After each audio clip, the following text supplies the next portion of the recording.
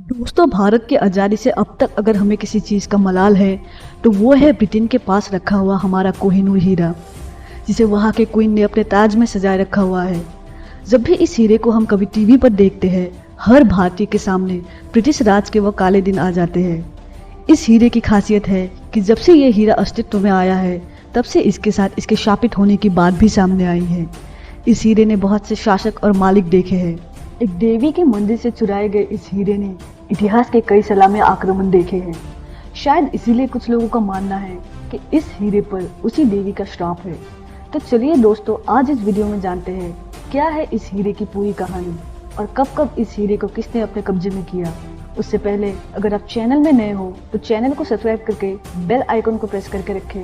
Video and तक देखते रहिए और अगर वीडियो पसंद आए तो एक लाइक जरूर कर दीजिए। कहते हैं कि कोहिनूर को 14वीं शताब्दी के आसपास अलाउद्दीन खिलजी ने दक्षिण भारत से चुराया था। उस वक्त ये हीरा एक मंदिर में देवी के आंख में लगा हुआ था।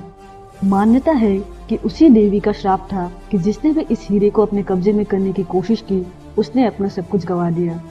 खिलजी के बाद ये हीरा बाबर को दिल्ली फतेह करने पर उपहार के रूप में भेंट किया गया और ये मुगलों के हाथ लगा। शाहजहां ने इसे अपने तख्ती ताउस का हिस्सा बनाया और फिर शाहजहां को बंदी बनाने के बाद उसके बेटे औरंगजेब ने इस हीरे को अपने कब्जे में कर लिया।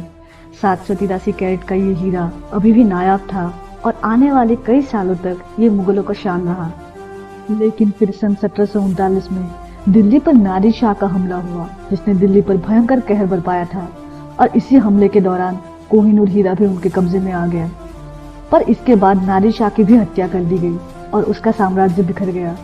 कोहिनूर फिर नादिर शाह के पोते के पास पहुंचा, जिसने इसे अहमद शाह दुर्रानी को दे दिया। वही अहमद शाह दुर्रानी जिसने अफगानिस्तान में अफगान एम्पायर की स्थापना की थी।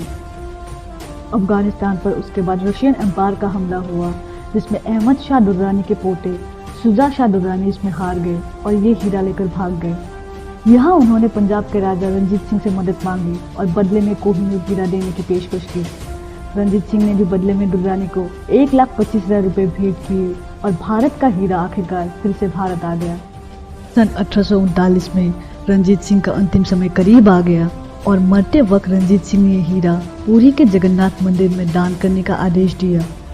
रंजीत सिंह के मौत के बाद उनके कोषाध्यक्ष बेलीराम ने यह हीरा मंदिर को देने से मना कर दिया और अपने चंदूक में छुपा लिया। रंजीत सिंह के मौत के बाद उनके बड़े बेटे खरक सिंह और उनके प्रधानमंत्री का भी ये मानना था कि कोहिनूर हीरा राजा का नहीं, पंजाब की जनता का है, इसीलिए इसे पंजाब से बाहर नहीं भेजना चाहिए। रंजीत सिंह के मौत के बाद सिख साम्राज्य में एक के बाद एक मुश्किलें आई। पहले नए नए राजा बने खरक सिंह को उन्हीं के प्रधानमंत्री ने गद्दी से उतारकर कैद कर लिया। प्रधानमंत्री धिया सिंह के भाई गुलाब सिंह ने कोहिनूर को अपने कब्जे में कर लिया और बाद में शेर सिंह को भेंट किया। गुलाब सिंह बाद में जम्मू कश्मीर के पहले राजा बने। प्रधानमंत्री धिया सिंह और राजा खरक सिंह के भाई राजा शेर सिंह को भी बाद में मार दिया गया।